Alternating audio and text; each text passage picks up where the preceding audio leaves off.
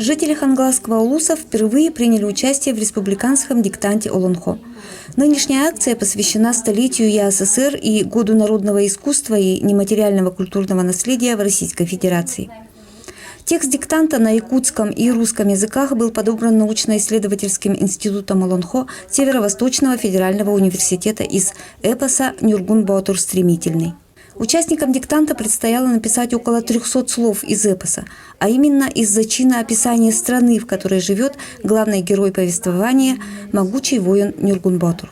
В Покровске диктант проводился в Центральной районной библиотеке. Тексты зачитали сотрудники ЦБС Мария Прокопьева и Александра Новоприезжая.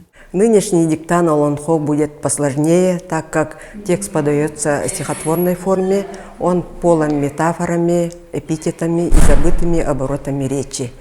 Также некоторые участники у нас познакомятся с Олонхо впервые, но мы надеемся, что все они справятся с заданием и получат дипломы отличника диктанта Олонхо.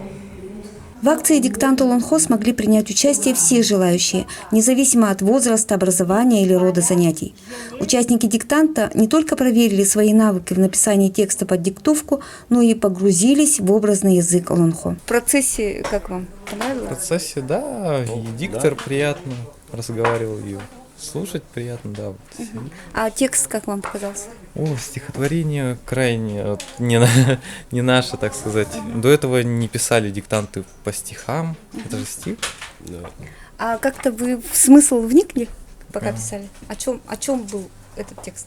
О какой-то земле необъятной, о ее величине, славе.